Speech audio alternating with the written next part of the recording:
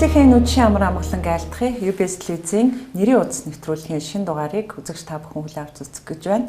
За энэ удаагийнхаа зочинтой уулзахаар бид Өмнөгов аймгийн 70 задгад хотод хүрэлцэн ирээд байна. Зочин маань эдийн засгийн ухааны мастер, судлаач, оюуны Эрдэнэ Өрнөх бидний урилгыг хүлээн авлаа. За сайн байна уу? Сайхан намарч байна уу? За сайн байна уу? Сайхан намарч байна. Сайн явж. Нэвтрүүлгийн сайн явж ирлээ. Нэвтрүүлгийн маань урилгыг хүлээн авч нутагтаа урьсанд баярлалаа. Тэгээ та бүхэн бас холцаам туулж урилгын маань хүлээж авч ирсэнд та бүхэнд бас ингэ ярилцъя гэж урьсанд их баярлалаа. За нэвтрүүлгийн маань бас уламжлалт тэгээ зочноо тодтогдог ихний асуулт байдаг. Танд хэдэн нэрийн хуудас байдаг вэ гэхээр зочныхоо одоо хурц ажиллаж байгаа одоо салбарыг мэдэж авдаг гэсэн үг. Гэхдээ одоо өн улам байх юм байна л да. Тэгээд зарим нь бас өргөдөж шийгдсэн 10 жилийн өмнө байхгүй юм байна.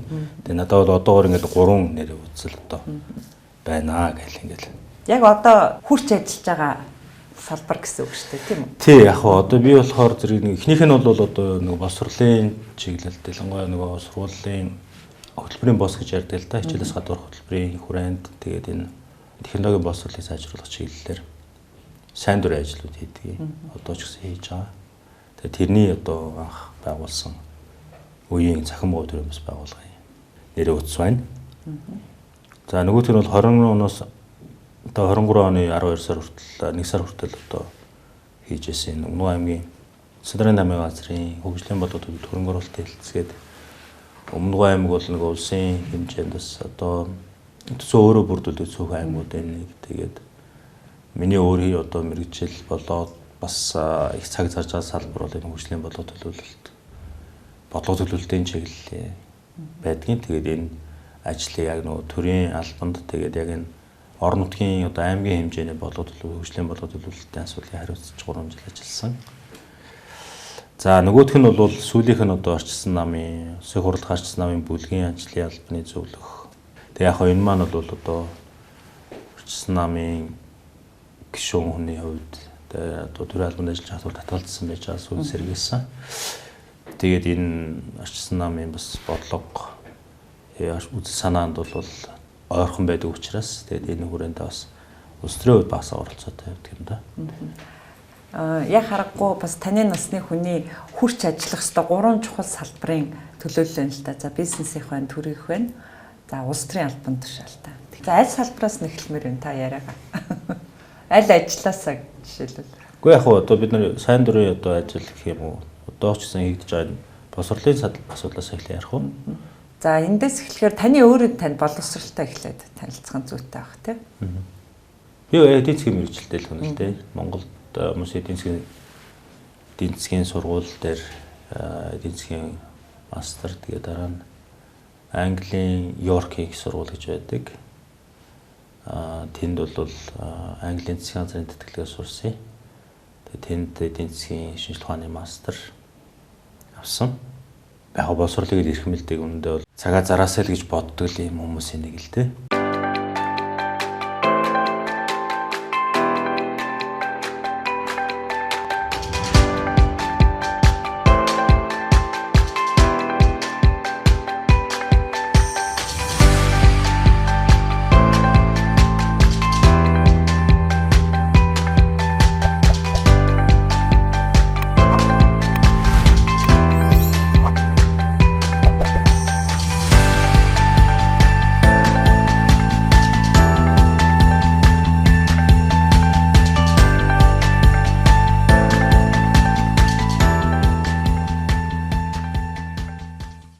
Шинжилгээ ухаан, технологи, инженер, математикийн боловсролыг олгох яг төрийн одоо бус тэгтээ хамгийн орчин үеийн одоо энэ сургалтын арга барилуудыг нэвтрүүлдэг тэр үндэсний төв нь манай Йоркийн сургуулийн кампус байдаг байсан. Тэгээ бид нар тэрийг тухайн үед үзээд энэ ер нь шинжилгээ ухаан, технологи, инженер, математикийн чиглэлийн боловсролыг хөтөлбөрийн бус арга замаар одоо яаж ингэж өгдөг юм бэ гэдгийг судалж ирсэн. Тэгээ тэрийгэ босч ирээд Өмнөгов аймагта үндсэндээ 2018 оноос хойш л одоо бид нар ингэж хийж байгаа. Энд зөвхөн хүүхдүүд хамрагдж байна уу эсвэл одоо зорилго маань юу вэ? Ерөнхий боловсролын сурагчид л голцоо. Ялангуяа дунд анги тий. Тэгээд ахлагангийн 11-ээс доошоо. Тэгээ гол зорилго нь бол угаас технологийн боловсрол, техникийн сэтгэлгээг илүү сайжруулъя. Дэлхийд дээр явж байгаа технологи, шинэ технологи эзэмших, технологийн үр бүтээлтэй сайн хэрэглэгч байхын тулд бид нар бүр ингээд бага насны хүүхдийг бүр бага наснаас нь эхлээд технологийн боловсролыг сэтгэлгээ өгөх юм байна.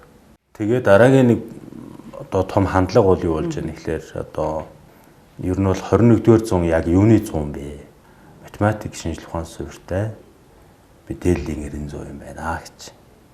Тэгэхээр зэрэг тэр үед 2000-ад онууд бол тийм хүчтэй яригдаа. Тэр үзэл санаа ингээд улс орнууд урьдчилж өөрсдийгөө бэлдэж, боловсролын талаасаа бэлдэж улс орнууд ажиллаж байгаа байхгүй. Бидний хувьд бол Монгол улс бол бэлдэж байгаа л гэж үзнэ. Гэхдээ сайн муугийн хувьд бол жоохон ч дутагдaltaй юмнууд байгаа юу гэж байгаа. Тэгэхээр бидний хувьд бол одоо дэлхийн ертөнцийн дээр энэ мэдээллийн 90 юм бол код бичих буюу компьютерийн хэл чинь өөрөө нэг үндсэн хэл болох нь байна. Тийм учраас код бичдэг юм бага наснаас нь эхлэе. Тийм учраас техникийн сэтгэлгээ сайжруулахын тулд тийм учраас одоо багаас нь энэ робот те одоогийн сонирхдаг одоо энэ төрлөөр нь хүүхдийг бас хөгжүүлэх ёстой юм байна. Гээд ингээд бол бид нар энийг бол яг шинж зүйл биш, бас хуучинч зүйл биш. Гэхдээ бид нар бол ингээд нэг орлого хийж байгаа. Энэ бол зүгээр сайн дурын шинжтэй. Зүгээр одоо юу гэдэг хичээлээс гадуур хөтөлбөр юм байна. Тэгтээ хөтөлбөр гэхдээ энэ бол илүү их алстаа бол энэ одоо ийм байх хэрэгтэй байна. Манай боловсролын хөтөлбөрт орох байхаа оруулаад бүр одоо бага орцсон байгаа. Гэхдээ энийг илүү агуулгын хувьд сайжруулах хэрэгтэй юмуд бол энэ туршигдж байгаа, яригдж байгаа. Ийм л зүйл яг бид нар бол боловсролын талаас, хувийн талаас миний хувьд бол боловсролын талд илүү их анхаардаг хувийн хувьд. Тэгээд нөгөө талаас гэргүүл тэгээд ойр дотны хонд ийм байгаасаа гэж зорддог учраас манай өмгөө гэдэг энэ орчиндөө 70 сумандаа нэг ийм зүйл хийгээд үзэх юмсан. Тэгээд энийг бол одоо зүтгүүлж л байгаа. Хичээлийн хөтөлбөрт орууллаа гэж бодоход ямар мэргэжлийн чиглэлээр арах? Нэг бол мэдээлэл зүйн талдаач юм шиг. Эсвэл нөгөө хөдөлмөр гэдэг. Технологийн чиглэлд ордог юм. Мэдээлэл яг аль алин тал орсон байгаа л да. Агуулгын хувьд бол англи улс бол яаж авч явж байгаа гэхээр систем боловсрол буюу шинжлэх ухааны технологи, математик, инженерингийн боловсролыг яаж хөгжүүлж байгаа гэхээр хичээлийн албан бус байдлаар хичээлийн гадуур хөгжүүлж байгаа нэг хэлбэр нь бол клубын систем байна. Тэгэхээр бидний санаа бол бас ер нь бол тэгээд туршигцсан хэлбэрийн хувьд бол клубын систем рүү оруулаад цаашдаа бол бид нарын Өмнө аймгийн бусад сумдууд тэгээд одоо үүдийн том сумдууд дээр бол бас дахиад ингээд олныг байгуулж тэгээд тэрийг хүмүүс байгуулнаас бид нар бол арга зүйн зөвлөгөө өгч ингэж байгуулцаад энийг бол нэг тийм бие даасан нэг тийм туршилтын яг боддороос үр дүн гаргах тийм болцоог л гаргаж өгөх хэрэгтэй гэж ингэж ойлгоод байгаа. Залуучуудын хувьд бол үнэхээр ингээд сонирхож байгаа хүн ирээд маш ингээд идэвхтэй ингээд тэрийг хараас хөөцөлдөг маш олон зүйл шинээр сурч авдаг тийм байгаа. Тэгэхээр бол яг сонирхож байгаа тийм технологи, инженерингийн чиглэлийг сонирхож байгаа залуучуудыг багаас нь бэлтгэхэд энэ бол өөрөө их үр дүнтэй л сургалтын арга барил байгаа. Тэгээ энийг клубын систем болгоо цаашдаа юу нь бол аваад явах хэрэгтэй юм байна гэдэг ингэж бодож байгаа. Тэгээ яг өндөө бол яг юм нэгддэггүй юм байл л дээ би англи сурч явахдаа зүгээр энэ системийг л юм системийн одоо хөгжүүлж байгаа үндэсний төв нь манай кампус дээр байсан би зөвхөн хаяа очиж ин яадаг газар юм бол гэж судалж явсараа сүулдэ тийм байт юм байна гэх. Тэгээд энийг маань бол яг өмнө нь одоо Монгол улсад бол оруулж ирээд л янз бүрээр туршиж л байгаа. Тэгээд энэ бол өөрөө бас зардлын үед бас тодорхой хэмжээнд бол өндөр байдаг. Хөрөнгө оруулалтын үед нөгөө талаас багшийн одоо үүдийн заах арга зүй тэгээд багш болсон хүчний хувьд ч гэсэн бодолцох хэрэгтэй юм байдаг. Тэгээд бид нар бол аяа одоогор бол олоогүй байгаа Монгол улсын боловсролын яг хэмжээнд энэ хичээлийн нэг том одоо хэрэглэгдэхүүн, хичээлийн нэг том одоо хөтөлбөр болж ингэж явах хэрэгтэй гэж л үзэж байгаа. Тэгээд энэ маань бол алстаа хэрэгжих болов гэж бодож байгаа. Та өөрөө хүүхдүүдээ яг энэ чиглэлээр хөгжүүлж байна уу? Монголынхаа хүүхэд залуучуудын одоо яг бүтээл сэтгэлгээ хөгжүүлэх гэл одоо энэ хөтөлбөр Монголд хэрэгтэй юм а гэл англиас ингээ ноу-хауг нь оруулж ирлээ л дээ. Тэр нь өөрөө таны хүүхдийн хэрэгцээ шаардлага би хүүхдээ ингэж хөгжүүлэх ёстой шүү гэдэг байдлаас нөлөөлж байна уу? Яг сэтэл нь бол анх угаасаа л одоо тэгжил бас гарсан шүү дээ. 4 жилийн өмнө энд 5 жилийн өмнө шүү байна тий. 5 жилийн өмнө одоо ингээд энд ирээл 70 дотоо ирээл амьдраад эхэлсэн. Тэгээд тэгэхэд бол хүүхд бас одоо бага байсан. Тэгэхээр чин бас ингээд хүүхд дээр ажиллах ийм орон зай орчин хэрэгтэй. Хичээлээс гадуур ингээд энэ чухал гэдгийг баримжаалаад ингээд хүүхдүүд дээрээ бол хэлсэн. Тэгээд мэдээж хүүхдийн өөрийнхөө сонирхол бол өөр байдаг. Тэгээ манай хүүгийн хүүхдүүдийн сонирхол бас арай өөр.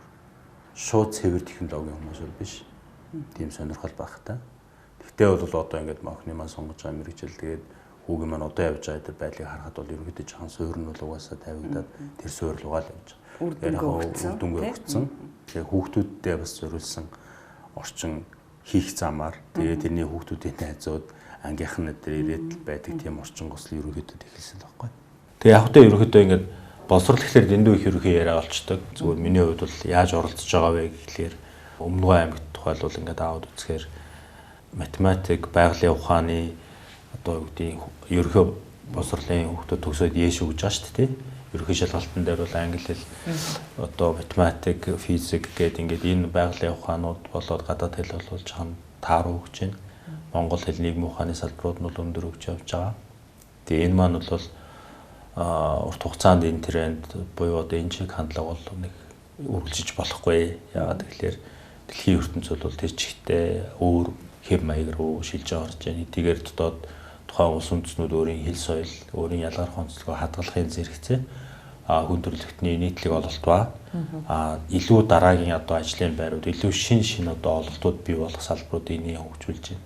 Тэрэнд амжилт гаргахын хамгийн гол үндэс бол бага насны ерөнхий боловсролын одоо хичээлүүд, сургуулийн өмнөх боловсрол дээр шинжлэх ухааны технологийн байгалийн ухааны ур чадваруудыг нэмэгдүүлэх нь тэргүүн зэргийн зорилт болж байна гэж. Одоо Монголын боловсролын системд дутагдж байгаа зүйлийг л нөхөхийг хичээж ажиллаж байгаа гэж ойлгож байна. Зүгээр л энэ дур сонирхолтой хүмүүсийн, зорилго нэгдсэн хүмүүсийн бүлэглэл бөөгнөрл. Тэгээ бидний туршиж үзэж байгаа одоо юу гэдэг энэ 70 задаа тэгээд энэ чинь community энэ орчиндоо тэг Өмнөгөө аймгийн хэмжээнд тодорхой шинэ болоод эсвэл дутагдж байгаа юм боловсролын үед энэ салбаруудын дээр нь жоохон анхаарал үзье гэсэн л санаачлууд тий сайн дурайлчлууд. Таны өөрийнхөө боловсролыг илэрхийлэхдээ дурдаад өнгөрсөн хоёр зүйлээс л хоёр асуулт гарч ийн л та. Английн Йоркийг сургуульд суралцах боломжийг олно гэдэг бол нэлээд өндөр түвшний шаардлагуудыг хангана. За тэр дундаа Английн засгийн газрын тэтгэлгийг хүртэнэ гэдэг бол бас л одоо үнэлэмжийг нэмээд эхэлж байгаа. Тэгэхээр энэ карьерт ер нь хэрхэн хүрв та? 98 оноос хойш л мөрөөдсөн байхгүй. Тэгээ би нэг 15 жилийн дараа л явсан. 15 жилийн турш ингээд гадшаа явах юм бэлтгэл ажил хангах. Тэгээ тэр тусраа ч бас гэрлээл тэгээ хүүхдүүдтэй олоод ингээд болоод ингээд явж байгаа. Тэгээд яг мөрөөдлөө хаяагүй тэр ингээд тэрний төлөө ингээд зорьсон, тэрэндээ үнэнч байсан. Эндээс зүгээр би юу олж боддог вэ гэхэлэр ийм олон жил ингээд гадшаа явна гэж мөрөөдөөл тэгэл тэр нь одоо санхүүгийн хувьд боломжгүй, эхлээл чадварын хувьд боломжгүй, чадвартайгаа санхүүгийн хувьд боломжгүй ч байдаг юм. Ингээд ийм олон зүйлсээс болоод ингээд хүмүүс ингээд амьдралынхаа 15 жилийг зардаг тийм байж болохгүй. Энийг л аль болохоор юм богинохон байлгах хэрэгтэй юм байна. Тэгээ тэрний тулд бид нар юу хийх юм бэ гэхлээр тухайлбал гадагшаа явж сурахад нь ямар чадварууд хэрэгтэй юм. Тэрнийг бид нар яаж олгодог байх юм. Араа илүү ингээд бага цаг зарцуулдаг. Араа илүү зөв одоо сонголтуудыг хийж өгдөн тусалдаг. Ямар боломжууд байх вэ? Тэр чанараараа манай нийгэмч өөрөө хөгжих, улсын нийтлэг хувь заяанд бас эерэг нөлөө үзүүлэх байх гэж бодож байгаа шүү дээ. Би мэдээж над шиг хүмүүс маш олон байгаа. Нэг нийгмээс нөгөө нийгэм рүү шилжилтийн үеийн тийм цаг хугацаанд өссөн. Тэр утгаараа бол тэр бид нар чинь бидний үеийнх ямар вэ гэхлээр маш их ажилтсаг үнэхээр ингээд нэг тийм ажлын ардаас л явдаг. Тэгтээ яагаад тийм байдгийг ихлээр тэр нь илүү олон зүйл дутагдчихсантай холбоотой. Бид нар ихэнх нь өдрийн хоолны төлөө өдөөжингөө ажил заримдаа тэрнийхээ хажуугаар хичээлээ хийж исэн үеийнхэн. Гэхдээ энэ бол бидний шилждэг үед бидний өсвөр наснд байсан бидний хувьд бол энэ бол бидний амьдралыг илүү эрч хүчтэй болгож өгсөн урам зоригтой юм үеийнхэн. Бид нар наачиг хүмүүс маш олон байгаа. Угаасаа маш олон жил 10-аад жил мөрөдөж алгадшаа явцгаа сурцгаасан хүмүүс зөндөө байгаа. Бид нар энийг бол харин одоо бидний бол бас нэг улс оронд ачаа үүрэх цаг ирээд явж байгаа хүмүүсийн хувьд бол яаж дараа дараагүй хийхэн богино хугацаанд суур боловсруулаа сайн болоод тэгээ богино хугацаанд бэлтгэдэд гадаашаа явж сураад ирээд Улаанбаатарт ирээд бүр болвол орон нутгад ирж ажилладаг тийм одоо бол сэтгүүг бий болох бай. Тэр замыг яаж бий болох вэ гэдгийг илүү их бодож байгаа. Түүнээс нэг мэдээж би бахархдаг. Ер нь бол тэгээд Монгол Улсын засгийн газар, Английн засгийн газарт бол би өртөө сайн мэрэгчлэн, салбартаа сайн ажилтан болохын төлөө ажиллаж байгаа. Гадаад боловсрал эзэмшээд ирсэн хүмүүсээс одоо онцолж асуумар санагдтыг. За одоо таны яг суралцсан салбар гэхэд эдийн засгийн ухаан байна те. Эдийн засаг гэдэг зүйл бол одоо яг улс орныхоо өөрсдийнх нь хүчин чадлаас шалтгаалаа өөр байдаг байх. Англи эдийн засаг, Америк эдийн засаг, Монголын эдийн засаг. Гэхдээ шинжлэх ухаан одоо энэ юуны хувьд бол нэг л онол дээр түшгэлж явдаг байх. Тэгэхээр жишээлбэл та эдийн засгийн чиглэлээрээ одоо мастрын төвшөнд ажиллахын тулд Монголдо суралцах заавал англи биш. За ер нь гадаадд ингэ суралцах хоёрын одоо ач холбогдол ялгаа нь чухам юу гэдэг? Хоёр янзаар хэлэх үү? Нэг нь бол бид хоёр яг ингээд одоо бидний байгаа байршил бол Монгол улсын говь буюу дэлхийд алдартай. Энэ говь бол өөрөө хуурай. Тэр ийм хуурай тэгсэн мөртлөө ингээд ийм тал нутагт өссөн үний хувьд чинь бол далай үзүүр гэдэг юм лээ. Ер нь далай үзмэр байсан. Тэр бол ингээд нөгөө ягаад заавал ингээд гадагшаа гэж гэдэгтэй магадгүй зөв хувь хүний тэр талаасаа нэг юм тийм мөрөөдөл тань ингээд далай хэрэг үзэх юмсан. Их ус үзэх юмсан гэх тийм. Зүгээр ягаад ялгаа, ягаад сурдын, ягаад ялгаатай юм бэ гэдэг дээр бол Монголоос бусад газар бол яг англи хэл дээр үзнэ. Эдийн засгийн ухааныг англи хэлээр танилцсан. Дотоодоо дотоодоо сурахтаа ингээд ном уншаад ингээд танилцж байгаа хүмүүс байгаа англиар. Гэхдээ нөгөө талаас бид нар ингээд дэлхийн ингээд яг эдийн засгийн шинжлэх ухааны том урсгал байна шүү дээ.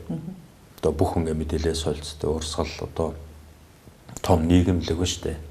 Тэр мэдээллийн урсгалын нэг том бүрэлдэхүүн дотор ороо суухаар тэр дэлхийн хэмжээний тухайн судалж байгаа салбарынхаа дэлхийн хэмжээний мэдээлэлтэй дэлхийн хэмжээний том ололтууд, судалгаанууд, шинэ нээлтүүд, шинэ үзэл санаатай танилцах боломж олдож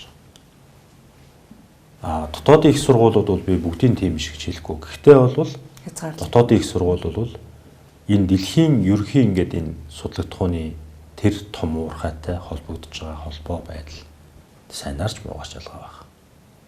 Тэр утгаараа их том ялгаатай л гэж үзэж байгаа. Тэр одоо бол тэгээд цаашдаа ингэ чин захим ингээд өөрчлөлтөөр дахиад нэг жоохон өөр хүчийг хандлагууд бол гаргал байх л та. Үгүйсэхгүй. Таны түрүүний хариултанд бас нэг дурдгатаад өнгөрсөн л та. Суралцаж боловсрч ирчээд эх орондоо за ялангуяа одоо аймаг сумд руугаа ирж ажилладаг байх юм бол тийм хандлагач шиг тогтоосоо танд юу нөлөөлсөн эргээд яг нутагтаа ирж ажиллах. Яг одоо ингээд шууд намайг Эрдэнэ өрнөхийн уран сэтгэлийн дуудлагад аваад одоо энд өмнө үед ирж ажиллаж байна гэж хүмүүс энэ хариултыг сонсвол хүмүүс энэ үнэхээр популизм хийж байна л гэж бодох байна. Яг би энэ одоо газар оронд өссөн, төрсөн одоор мэдэгдэж байгаагаар бол надаас дэш 9 үеийн өвдөц яг энэ нутгийн асуудалтай хоёр талаасаа. Тийм учраас би бас энэ нутаг оронд бас нэг ингээд өчөөх юмсан гэдэг бодол. Тэгээ мэдээж ингээд бас нэг тодорхой туршлага мэдсэн сурсан юм бас байгаа. Яг өмнөдөө бол би сургууль төгсөөл би 2007 оноос хойш л ерөөдөө Өмнөг аймагтай холбоотойгоо сургууль судалгаанууд хийж ирсэн. Одоо ч гэсэн би энэ олон хөгжлийн бодлогын янз бүрийн хийдэг явж байгаа. Тэгэхээр хийж л байдаг. Тэгэхээр яг тэр утгаараа яг тиймэрхүү нөгөө надад ойрхон тийм сэтгэлээрээ байна гэж жоохон юмыг өөрчлөх боломж байгаа бол бас эндээс өмнөөс эхлэх боломж байна. Тэгээд Өмнөг аймаг манай хөгжлийн хувьд одоо хамгийн сонирхолтой үед явж байгаа. Бас нөгөө талаас их эзэгтэй. Тэгээ альч замаар замж болохоор зөв ба буруу. Тэгэхээр энэ үед нь бас дуу хоолой оруулж хамсан гэдэг бодлоор л ирсэн. Даазмдвал юм бас хийх гэж үзлээ. Одоо тэгээд сайн дурын шинжтэй ч юмуд хийж үзэж ил байна. Тэгээд бас баяр баясгалантай л одоо цаг хугацаанд өнгөрч байгаа шүү дээ. Сонирхолтой. Би 10 жилийн өмнө говьд ирээд 2015 онд нэг улс төрчин манлайлагч гээд манай телевизэн хийсэн шоугаар тэгээ говьд нөгөө хүлэмжинд помидор ургадгийг анх удаа үзээд тэгээ гайхчихсан. Тэгсэн чинь Ер усын амттай тэгээд нөгөө юм дулааны юугаараа болдог. Гэхдээ хөрсийн сайжруулалт хийдэг үү одоо тарихтаа? Говийн хөрс өөрөө говийн хөрс бол сая Японууд манай дээр бас энэ талбайнууд нэг туршилтын талбай судалгаа хийж байгаа талбайнууд байдаг юм. Тэн дээр Японууд мэрэгчлүүд ирээд болохоор ер нь говийн хөрсөнд бол их сайн хөрс юм байна. Ерөнхий одоо юу гэдэг хөрсийн шинжилгээ дээр бол янз бүр. Гэхдээ ер нь бол яг манай энтхийн одоо орчны хөрсөл их сайн байна гэж дүгнсэн байдаг. Зөвхөн зарим манай говийн хөрсөд бол одоо давслаг те нөгөө давслагтай устай юм чинь давслаг гэдэг бас байдгийн. Яг энэ хөдөлмжний одоо бид хэдийн ингээд өрхийн хэрэгцээнд хийж байгаа.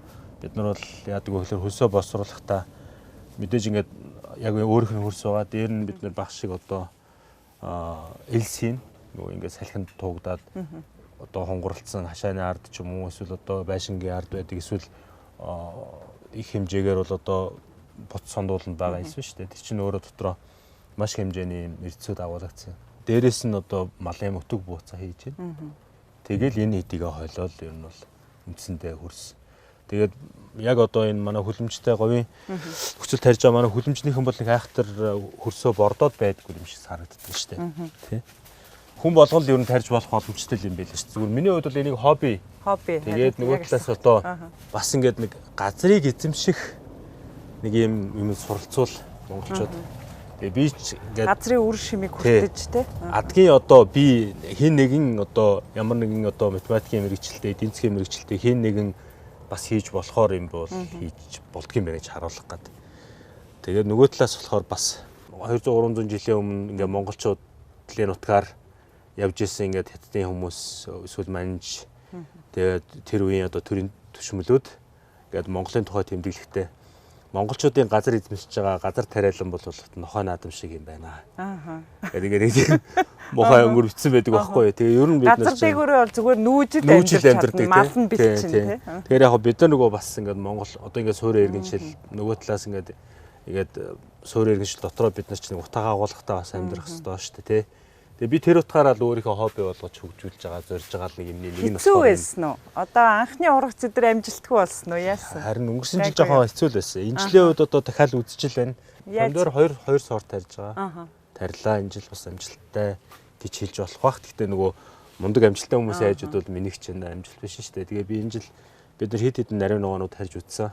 Тэгээ эргэжэл бид нар дахиад нэг араа өөр байдлаар тарьж үзсэн. Ингээл туршлагаа сууж л байгаа. Тэгээ яг хөө зүгээр заримдаа нөгөө нэг ингээл яг хоббигоо хөгжүүлж байгаа ч гэсэн заримдаа бас өөрөө өөртөө асуух юм байна штэ. Хүүе одоо чи яг зөв юм хийгээд байна уу гэх. Тэгсэн чинь тэгэл тэгэл заримдаа Дэвид Бекхэм ч гэсэн энийг хийж байгаа штэ. Саяхан нэг бичлэг үзсэн. Дэвид Бекхэм бас ингээд чи ингээд газартай англи хүн гэдэг чинь амар баян хүн штэ. Би бас газар дээрээ ингээд юм тарьдаг чинь баян монгол хүн штэ. Гээл тэ. Өөртөө хэлжлээ. Тэгээ яг бид нар нөгөө нэг аль болохоор ингээд нөгөө өөрсдийн чаддаг юм хүмүүсээс нэг дөрт ингээд нэг бусдаас нэг хардггүй байгаасаа тэг гэж бас бодох юм. Тийм учраас би багч гэсэн ингээд би чадж байгаа юм чинь миний таньдаг найзууд эсвэл миний танил хүмүүс би чинь нийгмийн ухааны мэрэгчлээ энэ тариалан хамаагүй хүн шүү дээ. Гэхдээ би чадж болох юм шиг байна гэдээ би одоо 2 жилдээ үзэж байгаа. Одоо би мэрэгчлэлд илүү туршлагатай болно гэж бодож байгаа байхгүй. Тэгэхээр би чадж байгаа юм чинь хин нэгэн чадна шүү дээ гэдэг юмас харуулвал тэгээ өөрөө тарьж ургуулад идэхээр бүр амттай санагдах уу.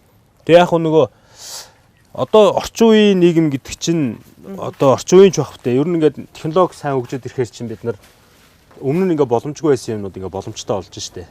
Тухайлбал одоо юу гэдэг одоо манайх чинь ингээд энэ төвөөс бас нэлээд зайд байгаа сте. Байршлаа. Тэгээ эндээ бол бид цэвэр устай байгаа. Тэр энэ заавал гүний удаг гаргахгүйгээр бид цэвэр устай. Цэвэр усаараа бид нар ингээд юм тарьж болж байна. Өмнө юм сайжрахын ярээр өмнө байхгүй байсан боломжууд бий болж байгаа. Тэр боломжийг хамгийн гол нь бид нар өөрсдөө ингэ зөв ашиглаад. Тэгээд ятгахтаа ингээд зуны нэг говьч өөрөө одоо дулааны улирал урттай. Одоо бол хангаад бол ингээд нэлээ ингээд хөлөмжийн ногоо бол ерөөдөө байхгүй болсон байна шүү дээ. Тэгэхээр одоо ч ингээд нэг ийм урт улирал дэмчин давуу тал учраас энийг ашиглаад тэгээд ятгахтаа зуныхаа хугацаанд өөрсдөө тарсан ногоо иддэг байя, хаварт намартаа иддэг бай тээ. Галтгоо ч угаасаа уг нь бол эмийн сан шүү дээ тээ. Тим концепцээр хөгжүүлвэл тэр концепцэд хамгийн их тохирдог юм бол зөвхөн хобби болгож хөгжүүлж байгааг ях хүлэмж. Тэгээд нөгөөх нь бол зойр. зөөр босчиход би зөөр барьсан. Бас энэ жилээс болж игэл мөөг тарьж үзтээ юм уу. Бас би мөөг рүү орж үзье гэж бодож байгаа. За эдийн засагч Эрдэнэ өрнөх дендрологч болсон юм байна. Энэ бас гоё үзчихлээ. Гоё хобби те. Тэнгэр хангаа маань ивэж сайхан ургац ариун байлгасанд Тэнгэр хангаадаа баярлаа гэж. За баярлалаа. За өмнө говийг бол монголчууд оюутлахаар төсөөлж байна. Яг өнөөдрийн төвшөнд бол те. Тэгээ эдийн засгийн маш хүчтэй. Баян аймаг одоо шууд хэлэхэд те. Энэ боломж нөхцөлийг хангалттай одоо төвшөнд хөгжиж чадж байна аймаг маань. Төсвийн хөрөнгө оруулалтын хувьд ингээд аваад үзэхээр Өмнө аймаг сүүлийн 14 жилийн хугацаанд улсад төвлөрүүлж байгаа орлого бол тасралтгүй нэмэгдэж ирсэн. Яг энэний эсрэгээрээ 2019 оноос хойш улсаас Өмнө аймаг руу оруулдаг төсвийн хөрөнгө оруулалт яг эсрэг уруудаж байгаа. Буурч байгаа. Тэгээд дотоодын одоо Өмнө аймаг улсад ингээд төвлөрүүлэх мөнгөө төвлөрүүлээд за үлдэж байгаа энэ тодорхой одоо хөрөнгө оруулалтын орон зайгаа бид нар энэ орон нутгийн хөгжилтэй холбоотой ажлууд төлөвлөж хэрэгжүүлдэг. Тэгэхээр энэ бол яг л байгаа л төвшин. Өөрөөр хэлбэл орон нутгийн хөгжлийн бодлогын төвшөнд бол хийх ёстой ажил хийгдэж байна. Уг нь хөгжлийн бодлогын улсын ерөнхий бодлого зохицуулалтын хувьд өмнөдөө жоохон анхаарч өгмөр. Нөгөө талаар Өмнө аймгийн энэ төрийн бүхэл түвшний салгаа салбарт байгаа энэ төрлийн албаны бүтэц зохион байгуулалт оронтойг жоохон анхаарч өгмөр.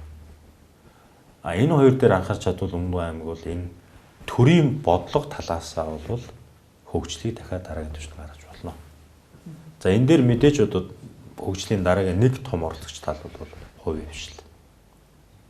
Энэ дээр манайд бол идэвхтэй үйл ажиллагаа болж 15 уурхаа цаашаа бид нар бол эрчим хүчний, сэргээгдэх эрчим хүчний болоод одоо нүүрсийн байжуулах үйлдвэрүүд гэдэг маш олон том шин салбарууд үүснэ. Эдгээр салбарт үйл ажиллагаа явуулахад улсын бодлого Өмнө аймагт үйл ажиллагаа явуулахад Өмнө аймгийн орон нутгийн бодлого хоёр нэг байж яг энэ Өмнө аймагт дотоодын болоод гадаадын уул уурхайн бус болон бус эрчим хүчний болоод бус салбаруудын хөрөнгө оруулалтыг нэмэгдэх орчныг бүрдүүлж өгөөсэй. Тэрэнд бол орон нутаг бол нээлттэй эрх хэмжээний хувьд нээлттэй. Улсын бодлого энэ рүү бас тодорхой чиглэж өгмөр санагддаг байхгүй. Тэгэхээр зэрэг та асуулаа шүү дээ. Өмнө аймаг яг хөгжиж байна уу? Тэгэхээр чадлаараа хөгжиж байна гэж хариулна. Уг нь тэгээд хос мортой болгож байгаа. Яг хос мортой тухайд би яг асуух гэж байлаа. Эдийн засгийн хүчин чадалтай байдлыг бас зөв зарцуулахад одоо яг таны одоо тэргүүлж ажиллаж исэн баг бол бас аймаг орон нутгийн хэмжээнд бол чухал үүрэгтэй байсан баг. За хатуу дэд бүтц гэж ярьдаг шүү дээ тий. Хатуу дэд бүтц буюу за одоо сургууль цэцэрлэг эмнэлэг одоо энэ барилга болоод харьцангуй бүх сумдад тий хүртээмжтэй бий болсон баг. Ер нь аймгийн хэмжээнд зөөлөн дэд бүтц нь ямар төвшөнд байна? За тэгэхээр хоёулаа аймгийн эрдэнэ төлөвчтэй хуралддаг танхимд сууж байна. Энэ танхимд бол одоо үндсэндээ 4 жилийн одоо хөгжлийн жилийн төлөвлөгөө, төсөв батлах, тэгээд төсвийн тодтголууд гэдэг ингээд олон хуралд орж ирсэн. Халуух юм болно үз. Тий. Тэгээд энд бол гол нь одоо манай иргэдийн төлөөлөгч нар Өмнө аймгийнхаа 74 мянган иргэдийн нийтлэг эрх шиг түүнийг яаж хангах вэ? Өмнө аймгийг цаашид яаж хөгжүүлэх вэ гэдэг том шийдвэрүүдийг гаргадаг танхим тэр утгаараа надад их хүндэтгэлтэй байдаг. Тийм учраас дийлээ өмсөж ирсэн. За.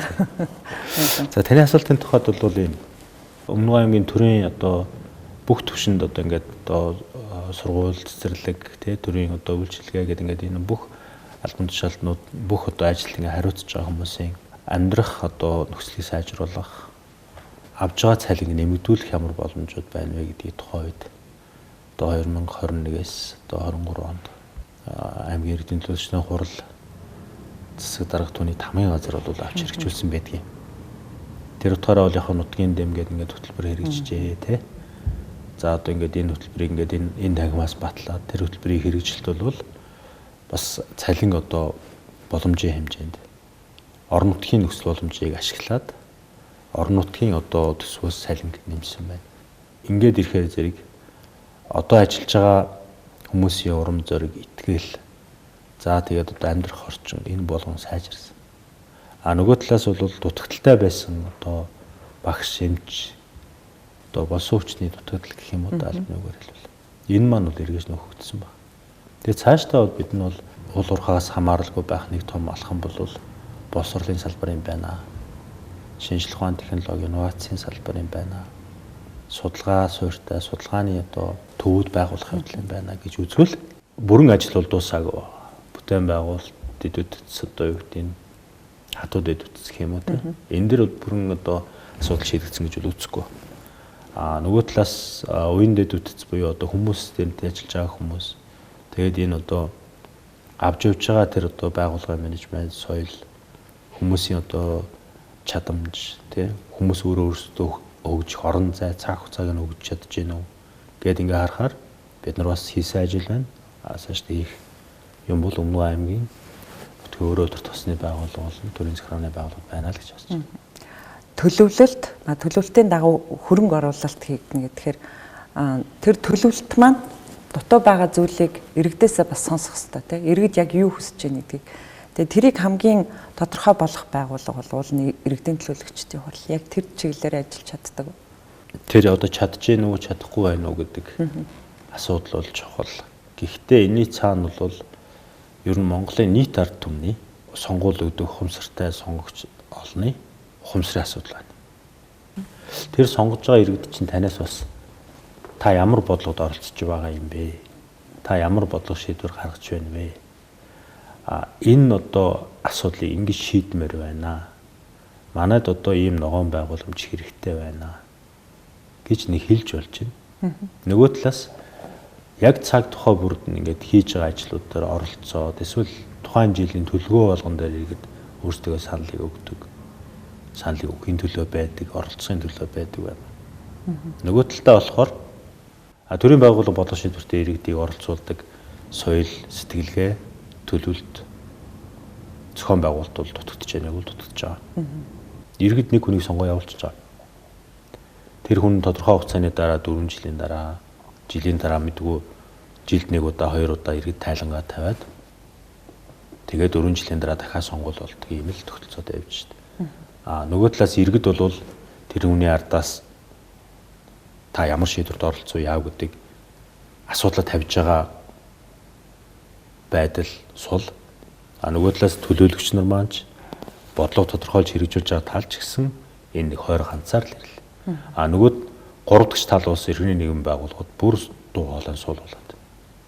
Тэгээ энэ дэр мөн хэвлэл мэдээллийн байгууллага бас орно. Хэвлэл мэдээллийн байгууллага иргэдээс гарч байгаа асуудал эсвэл төлөөлөгчөөс гарч байгаа асуудал энийг хооронд ямар зөрчлүүд бий болов ямар асуудал иргэд тулгамж байна гэдгийг нийгэмд гаргаж тавих бас үүрэг байна. Тэгэхээр ерөнхийдөө бид нар бол иргэдийг оролцуулна гэдэг энэ чиглэлд бол тодорхой ахис тавшил бол гарах шаардлагатай болчиход байгаа. Иргэдийг төлөөлж байгаа төлөөлөгч ер нь за одоо бас байнгын үйл ажиллагаатай байж чаддгүй шүү дээ. Нэг ээлжид бол ээлжид бус хуралдаануудаар одоо асуудлуудыг шийдэж. Ер нь хэр эрх мэдэлтэй байдаг. Өмнөг аймаг өөрөө төсөө захиран зарцуулдаг тодорхой одоо төсвийн боломжтой энэ аймгийн хувьд бол тухайн жилийн болоод 4 жилийн төсөв төлөвлөгөө хэлэлцэнэ гэдэг нь сайнаар цаашлаад ярил 5 жилийн хөгжлийг зөв төлөвлөх хэрэгжилтэнд хяналт тавих эргэх холбоо бий болох бүрэн боломжтой. Тэгэхээр бол иргэдийн төлөөлөгчдийн хурлаа гэдэг бол маш том эрх мэдэл шүү дээ. Энийг иргэд өөрсдөө сонгогчдод өөрсдөө энийг ийм эрх мэдэлтэй хурал руу төлөөлөгчөд явууллаа гэдэг. Нөгөө талаас сонгогдож ирсэн иргэдийн төлөөлөгчдийн хурлын төлөөлөгч маань би ийм олон хүнээс төлөөлж орж ирлээ. Төлөөлөгч болоод орж ирэхээр Өмнөг аймгийн нийт иргэдийн төлөөлөгч болчихдог. Төлөөлөгч нар маань. Тэгэхээр Өмнөг аймгийн нийгмийн эдийн засгийн хөгжлийн байгаль орчны асуудлын гол дуу хоолой иргэдэд төлөөлөх, иргэдийн эрүүл аюулгүй орчны төлөө байх, иргэдийн орон нутгийн хөгжлийн дараагийн шин шатны гаргах тэр бололцоог бол хэн атгах байгаа юм гэхээр иргэдийн төлөөлөгчдийн хурал энд тайхам сууж байгаа хүмүүс. Та сая шууд утгаараа бол ер нь сонгогчдыг бас хариуцлагатай байгаа чи гэж хэллээ л дээ. Одоо жишээлбэл за би өөрөө нийслэлд одоо сонголтоо хийх иргэдийн төлөөлөгчөө сонгогч хүн. За олонд сонгуул өглөө. Гэхдээ яг энэний араас би бол иргэнийхээ хувьд хариуцлагатай байгаагүй л байгаа байхгүй. Гэхдээ тэггүй тулд төлөөллөө сонгоод байгаа юм биш үү? Энд юу яагаад байгаа юм бэ гэхээр улс төрийн намууд гэдэг чинь энэ Монголын үндсэн хуулиар олгогдсон төрийн институцийн нэг оролцогч. Энэ институт ямар үүрэгтэй улс төрийн намууд гэхлээр сонгогчдыг арчлал, төлөөллийн арчлал, хүний эрх, хуулийн засаглал, шударга шүүх, бидний байгуулах гэж байгаа төр, байгуулж байгаа нийгэм, бидний явж байгаа зам хаана байна вэ? Хаашаа явж байгаа гэдгийг ойлгуулдаг тэр чиг үүрэг чинь улс төрийн намуудад байгаа. Улс төрийн намууд өнөөдөр энийг хийхгүй байна. Улс төрийн намууд хийхгүй байх хоёр үндсэн шалтгаан байна гэж боддөг юм. Нэгдүгээрт нь бол төрөөс сайн ярьсан сонгогчдын боловсрол гэдэг энэ эргүү хүрээний сэдвэн дээр нийгэм нөлөөлсөн ажлууд, судалгаа, сургалт, хилэлцүүлэг, нийгэм нөлөөсөн ажлын ажлынхаа төлөө төрөөс санхүүжүүлдэг болооч энэ улс төрийн намуудыг. Парламентд судалтай намуудыг. Тэгвэл улс төрийн нам чинь өөрөө баруун төвийнч гэнүү, зүүн төвийнч гэнүү тэр намууд өөрсдөө өөрийнхөө намын үзэл баримтлалыг сурчлахын хамтаар энэ бидний үндсэн хуулиар, шинэ үндсэн хуулиар олгогдож байгаа олсон байгуулах гэж байгаа энэ нийгэм чинь ямар зорилготой нийгэм юм? Ямар үнэт зүйлтэй хүмүүс юм бид нар? Ямар төр байгуулах гэдэг гэдгийг энэ ойлголтоо иргэдэд өгч чадна уу? Нөгөө талдаа бол улс төрийн намууд тодорхой хэмжээгээр бол иргэдэд энэ улс төр нийгмийн боловсрол олох явдлыг оролцохоос цааргалж ирсэн. Санаатай ба санамсаргүй байдлаар. Тэгэхээр улс төрийн намуудын шинжилгээг хийнэ. Энэ улс төрийн намын шинжилгээний хуулийн өөрчлөлт гэдэг байгаагийн амин сүнс бол сонгогчдын бөгөөд иргэний нийгэм ба эдийн засгийн боловсролыг нэмэгдүүлэх явдлаа. Энэ дээр бид нар зохион байгуулалтын ажил хийж тэгвэл өнөөдөр юу болж хувирч байна гэхээр нэгээс 12 дорн хүртэл сурахтаа тухайн сурагч буян гэдэг хүний нийгмийн тухайн мэдлэг гэдэг ном одоо хүртэл ашиглагдсаар л байгаа гэдгийг өнөөдөр яагаад манай нийгмийн улс төр нийгмийн удирдах хүмүүс олж харахгүй байна вэ? Өнөөдөр яг ийм сонгогчийн боловсролоо сайжруулаагүй улмаас өнөөдөр парламентын засаглалын эсрэг дарангуул тогтох юмсан ерөнхийлөгчийн засаглалтаа болъё гэдэг санаачлал нийгэмд явна. Цааз ялтай холбоотой, хэвлэл эрхчлөөтэй холбоотой. Тэгээд цааш маш олон энэ хүмүүсийн эрхчлөөг зүгээр л ингээд тасчин хайж яхад бид нар зүгээр л амьдрал байж байгаа шүү дээ. Тэгэхээр энэ бол бид нар хойш цаашдаа бол бид нар үнэхээр л энэ явж байгаа замдаа үнэж байя гэвэл сонгогчдын боловсрол гэж нэрлэдэг энэ юм тасралтгүй анхаарах хэрэгтэй байна. Ингэж сайн ажиллаж чадвал сонгогчид ойлгох штэ. Сонгогч гэдэг хүн чинь төлөөлөгч гэдэг хүнээ сонгож байгаамаа. Тэр хүнээсээ би ийм асуудлыг эргэж асуух ёстой. Эрэгтэй хүн гэдгийг ойлгох штэ. Тэр нөхцөлд бол энэ сонгуулиуд чинь одоогийн улсын хурлын сонгуулийг л аваад үзэхэд ямар их хэмжээний одоо санхүү хөрөнгө яригддаг болж үг гэж яригдж байна те. Энэ юм шиг багсан штэ. Сонгогчоо мэдлэг мэдээлэлгүй байлгах нь саналын илүү хялбар авах гэж шууд хэлж байна уу та? Нөгөө санаатай болон санаандгүй соён гэрүүлэх ажлаа хийхгүй байна гэдэг нь улс төрийн намууд. Яг тодорхой улс төрийн хүчнүүдэд бол ард түмэн ядуу байх, мэдээлэлгүй байх, өөрийн гэсэн хатуу тогтсон үзэл санаагүй бодлогогүй байх чинь ашигтай л байсаар ирсэн шүү дээ. Ардсан намын хувьд ямар вэ? Бид нар 21 оноос хойш энийг үзэж ил байна. Миний үзлэр бол ардсан намын үзэл баримтлалж байгаа юм. Миний үзлэр бол энэ улс төрийн намуудын тухай өөрчлөгдөөд яг энтэйгээ зэрэгцээд бид нар ардсан нам дотроос органикаараа гэх юм уу? Яг одоо байгаагаараа шууд шахаж эхэлнэ. Миний төлөө явна. Бид нар хариуцлага арчил сан гэх юм уу тодорхой ажлууд сан юмнууд сайн дурын бүтэц үүсгээд тодорхой ажлууд хийдэг юм. Тэгээ энийг бол бид нар цаашаа үргэлжлүүлнэ л гэж бодож байгаа. Ер нь бол энийг нэгдүгээр тэрхцэн орчин өөрчлөгдөөд өгөхтэй. Яг тэрнтэйгээ зэрэгцээд одоо намууд дотроосоо энэ одоо ажлыг санаачилж зохион байгуулж авах хэрэгтэй шүү дээ. Алийн болгон одоо Германы сан, Америкийн сангуудын ижил төстэй намуудын байгуулсан сангуудаас хэдэн төгрөг авч сургалт хийсэн болж явах юм бэ ичдэггүй юм уу? Ханс Зейдлийн сан. Тэгээд одоо Америкийн сан байна шүү дээ. Кас гэдэг Германы сан байна. Гэт ингээд энэ сангуудаас хэдэн төгрөг авч тэргүй мөнгөөрөө гишүүдэд дэмжтэй сургалт хийгээд болчдөг тийм муу үгээр хэлбэл ховхоо цувдаг доторгүй сэтгэлтэй бас байгаад иж болох юм. Энэ чинь улс төрийн намууд ч өөрөө үзэл санааны байгууллага шүү дээ.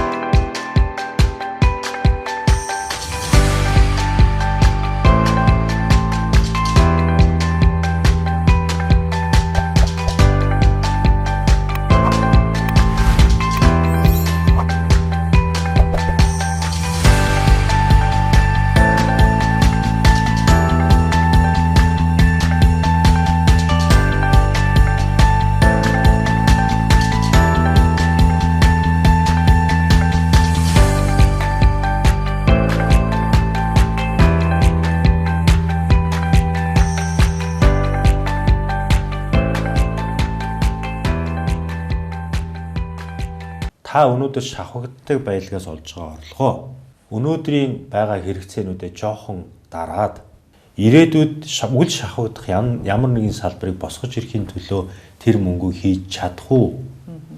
Энийг яг хийж чадвал бид нэр дараагийн үедээ үнэхээр ухаантай үндэстэн, ухаантай цаг үеийн хүмүүсээ гэж нэрлэгдэнэ. Би энийг хатуухан хэлмээр санагдаад байгаа. Яагаад тэгэхээр одоо бид нар бол ингэж байна шүү дээ. Халамжийн бодлого маань сайхан нэмэгдлээ. Ер нь юу нь мэдгэдэхгүй маш их хэмжээний хөрөнгө оруулалтыг оруулж штэ. Эдийн засгийн үр хөвгчтэй эсэх нь тодорхойгүй. Өнөөдөр бид нэр маш их хэмжээний одоо нүүрснээс маш их хэмжээний орлого олсон. Тэрийгээ бид нар юу болгосон бэ? Бид нар одоо ямар хэмжээний мөнгөнүүд тараасан бэ? Тэгээд нүүрс чинь дуусах гэж штэ. Монгол улсын нүүрс дуусахгүй л дээ. Дэлхийн нүүрсний хэрэгцээ чинь зогсох гэж штэ 10 жилийн дараа. Бүр тодорхой болчиход байгаа. За зэсийн хэрэгцээ бол байх юм бэ. Нүүрсний хэрэгцээ ч байхгүй бол. Тэгэхээр бид нар яах вэ? Харин яах вэ? Тэгэхээр энэ болгон чинь болохоор уг нь бид нар ухаантай хүмүүс юм бол үнэхээр ухаантай үндэсний юм бол бид нар тэрийгэ батлаад Монгол орн, Монголын төсвийн улсын хурал засгийн газар, Монголын төсвийн бодлого өөр байх ёстой үстэй. Тэр нь бид нар аялал жуулчлалын салбарууд юм. Одоо өөр ямар салбарууд мөнгө оруулах тийшээ ирээдүйтэй гэсэн салбараа мөнгө оруулаад гэж байгаа юм. Өмнө үеийн тухайд бол ийм мэдээж эн чинь одоо том утгаараа бол одоо Голланд өвчин гэж ярьдаг л ийм л шинж тэмдгүүд илрээд явж байна. Одоо шинж тэмдгийн юун дээр үүсэж байгаа гэхээр зөвхөн орлогоос гадна чадвартай ажил хүчнүүд дандаа уулуурхаар орж байна. Тэгээ нөгөө цаана нь төрийн алба, цаана нь одоо бүгд чадваргүй хүмүүс үлдэж яах гэж хэлэхгүй л дээ. Гэхдээ л маш хэмжээний ингээд ажил хүч уулуурхаар сорогдоод цаана нь төрийн алба, цаана нь аялал жуулчлал, цаана хөдөө аж ахуй гээд ингээд энэ олон салбар чинь ажил хүчний тусалд орж штэ. Зөвхөн орлогын асуудал биш штэ.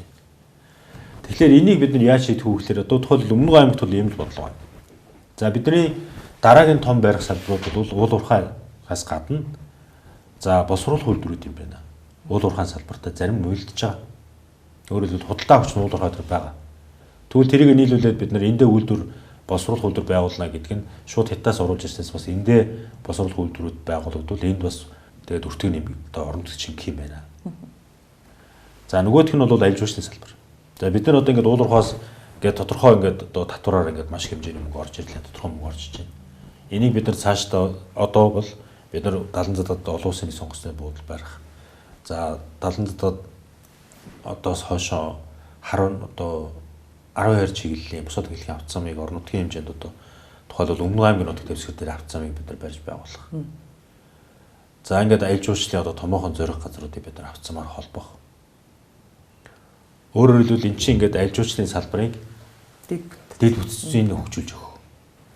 За дараа нь бол бид нар энэ боловсролын салбар руу ялангуяа энд одоо их сургууль, за шинжлэх ухааны технологийн одоо инновацийн төвүүд, маш сайн судалгааны одоо лаборатори, судалгааны одоо төвүүдийг бий болгох. Энэ чиглэл рүү бид нар хөрөнгө оруулах. Өөрөөр хэлбэл эдгээр нь бол эдгээрээс юу гарч ирэх вэ гэхээр ер нь дараагийн Өмнөг аймгийн өрсөлдөх чадварыг бий болгох салбарууд энэс үндий. Тэр бодлого бол одоо үндсэндээ бол 12 оноос хойш миний мэдхээр бол 2010 оноос хойш бүх бодлогын баримтчгуудад байгаа 12-оос 30 он хүртэл Өмнөг аймгийн хөгжлийн бодлогын баримтчууд бол энэ бодлого суудсан. Энийг бол бид нэр хэрэгжүүлнэ л гэж бодож байгаа. Тэгэхээр яг хуу би эхлээд хэлж байгаа нь бол улсын л бодлого асуудал бол хэвээрээ шүү. Өмнөг аймаг яг масштабаар Өмнөг аймгийн асуудал хэвээрээ байгаа. Гэхдээ бол би Өмнөг аймгийн одоо орон нутгийн нутгийн өрөөд тусны байгууллагын одоо байгууллагаас бол одоо бас орон нутгийн нөхцөл байдлыг зөв харгалзан ирээдүйг харсан шийдвэрүүд гарна гэж итгэж байгаа. Байнга л итгэж байгаа. Саяны асуултанд таг нөгөө эдийн засагч хүний хувьар их реакц гаргаж байгаа нь анзаарагдлаа л да.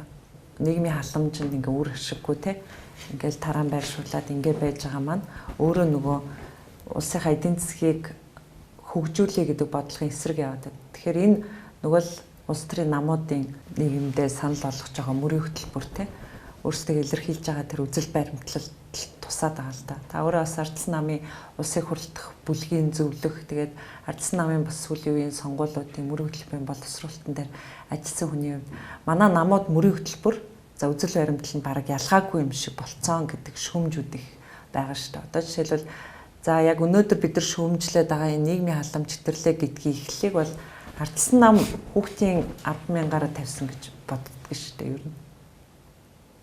Сэдв одоо улс төрийнхаа салбарлаа тийм.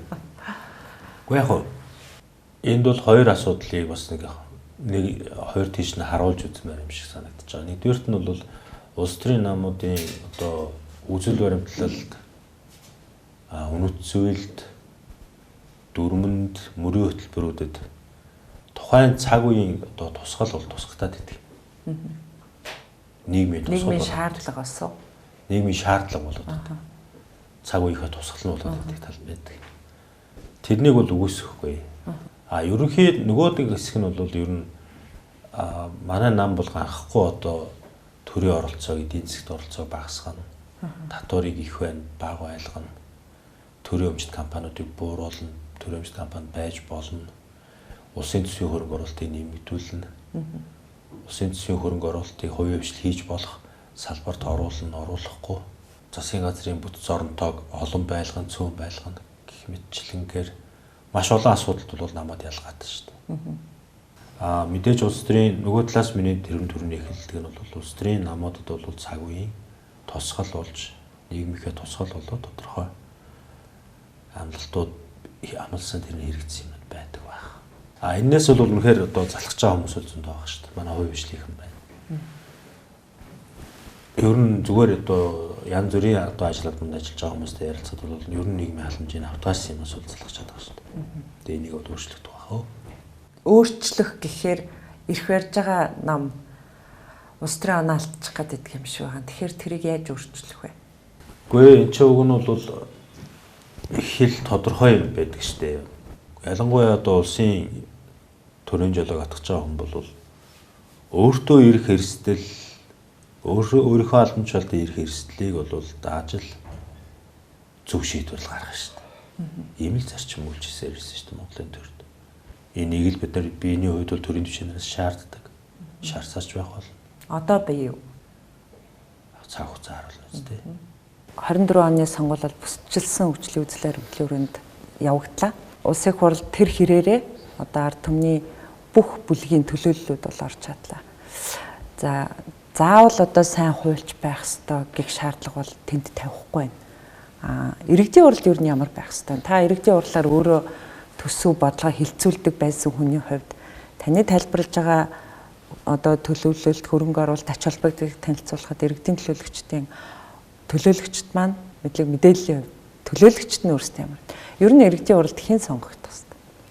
Зүгээр ямар шалгууртай гэх юм уу одоо тэр утга нь бол зүгээр хувь хүний л бодол шүү дээ. Би одоо айхтар бас тогтцсон юм ярмааргүй л байна. Зүгээр аль болохоор иргэдэд төлөөлж байгаа юм чинь аливаа шийдвэр гаргахдаа иргэдийг оролцуулдаг тийм сэтгэл зүйтэй, тийм л ойлголт ухамсартай хүн байвал зүгээр юм уу да. Бусдаар тэртээ тэрэнгүү хүнд чадахгүй юм зөндөл баг шүү дээ. Заавал одоо төсөв төлөвлөлтийг бүгдийг нямба мэддэг байх шаардлагагүй. Заавал одоо юу гэдэг уул уурхай бүрэн мэддэг байх албагүй шүү дээ. Улс төрийн намуудын дэвшүүлж байгаа хүмүүсийн байдлаасаа болоод янз бүрийн л одоо ажил мэргэжлийн туршлагын тийм өөр суурьтай хүмүүс орж ирдэг, их сайхан хэлцүүлгүүд болдог, маш өргөн дэлгэр яриануд болдог. Миний хувьд бол энэ 3 жил ажиллахтаа бол эндээс маш олон зүйл сурсан. Олон талаас нь ингэж хилцдэг учраас. Тийм л байдгийн. Тэгэхээр иргэдийн төлөөлөгчтэй хуралд бол тийм иргэдийнхээ санаа бодлыг их сайн сонсдог, түүнийхээ сонсох гэж оролддог, хичээдэг, цуглуулж уулздаг. Энэ зам танаа яг ямархуу байдлаар болж байна болохгүй байна гэдэг. Төлөөлөгч байна гэж нэг тийм гүүр л байгаа шүү дээ. Бодлоо тодорхойлж иргэдийг л нэг холбочлоо. Тийм л хэлбэр юм чаа. Хөтөлбөрөө ер нь санал болгоо, ер нь гаднаас олж харж гин үү? Одоо жишээлбэл яг энэ манай community-гийн хувьд одоо манай энэ аймаг тэгээд орон нутгийн хувьд бол бид нэг мэддэг. Тэгээд ер нь бол энэ хөтөлбөрийг бас цааш нь дэлгэрүүлээ гэдээ бас тодорхой цэцэрлэгүүдийн хувьд ч юм уу тодорхой даалгавруудаас хийгдэж байгаа. Цэцэрлэгүүд дээр тэгээд энэ бол цаашаа бас одоо өргөжөөд явах байхаа гэж бодож байгаа. Зөвхөн говьор хязгаарлагдахгүй үстэй. Бидний хувьд бол яг говийн цахим говь гэдэг юм бол говьоос л инженер төрүүлье гэсэн санаатай. Үнэхээр ингээд сайн технологиудыг эзэмшиж чадвал ирээдүй байна гэж үзэж байгаа нэг талаас. Нөгөө талаас яг өнөөдрийн байдлаар бол уул уурхайн гүний уурхайч вэ, ил уурхайч вэ. За түүнийг уул уурхай дагаж байгаа одоо ус дамжуулах болоод одоо нефт дамжуулах гэдэг ингээд энэ уул уурхай болон түүнийг дагсан инженерийн одоо мэдлэг шаарддаг энэ бүтээн байгуулалт бол хамгийн их ажлын байр өмнөд байгаа. Бас хамгийн шин технологиуд нь өмнөд байгаа. Энд нутагшиж байна. Хамгийн сайн одоо Монголын болоод олон улсын мэргэжлүүд энд ирж ажиллаж байгаа. Ийм учраас эндээс бид нар ингээд инженерүүд бэлтгэх энэ зорилгыг бид нар тууштай хэрэгжүүлж чадвал ирээдүйд бол Монголын говьоос өмнө говьоос төрсэн сайн инженерүүд дэлхийн том уурхайнуудыг удирдах, дэлхийн томоохон бүтээн байгуулалтыг хийх чадамжтай хүмүүс эндээс гарч ирнэ. Тийм учраас одоо юу гэдэг бидний мөрөөдөл бол Монголын говьоос дэлхийн инженерүүдийг бэлтнэ гэсэн мөрөөдөл. Том амбицтай амжилт хүсье. За баярлалаа.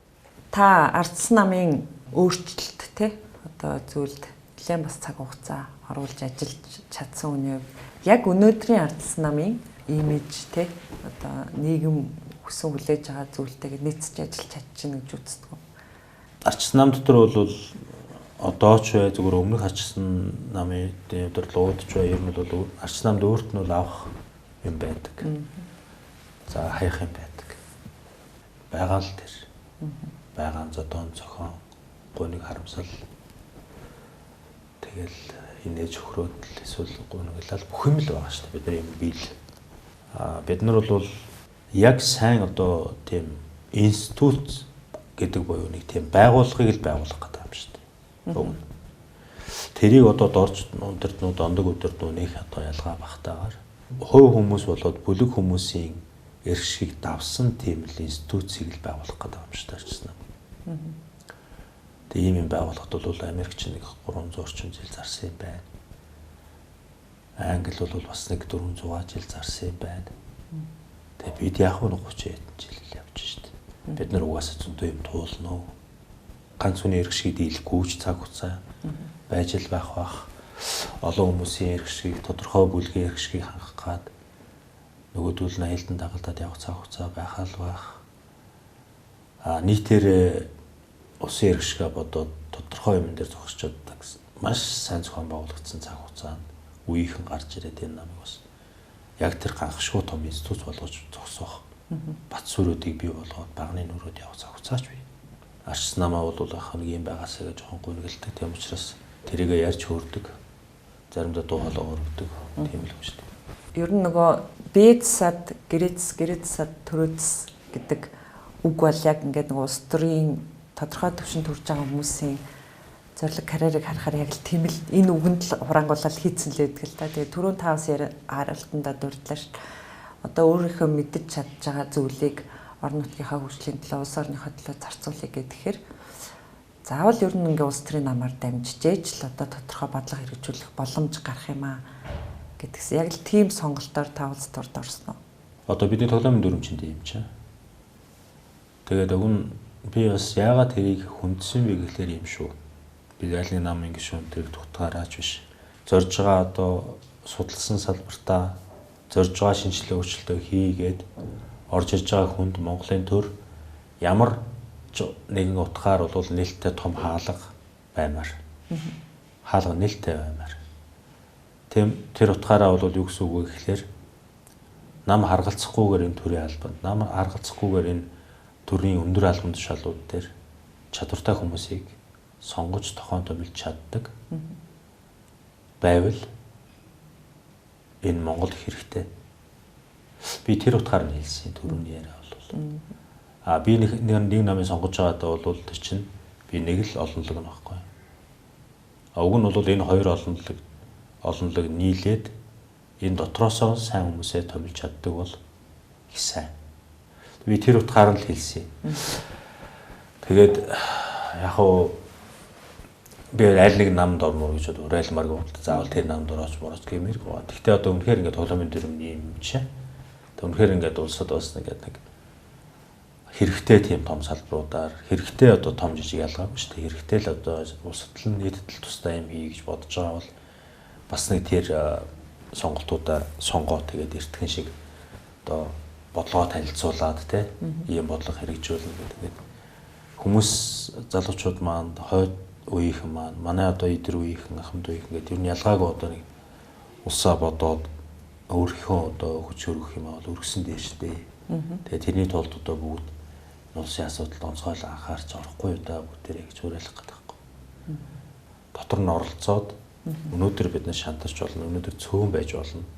Маргааш бид нар олуулаа олж, эрүүл саруул хүмүүс олуулаа олж энэ улс төрд Монголын бүх салаа салбарын улс төрд эрүүл саруул хүмүүс нь олон болж нэг эрүүл саруул гэдэг нь сэтгэлгээний хувьд биш тийм.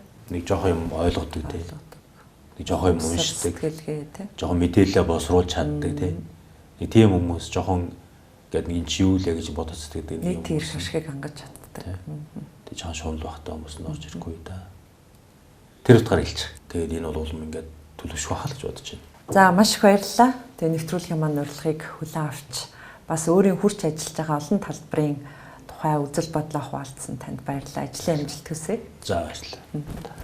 Үзэгч та бүхэн UBS телевизийн нэрийн утас нэвтрүүлгийг хүлээн авч үзлээ. Энэ удаагийн зочин маань эдийн засгийн ухааны мастер судлаач оюуны Эрдэнэ Нүрнөх байлаа. Үзэгч та бүхэн сайхан амраарай.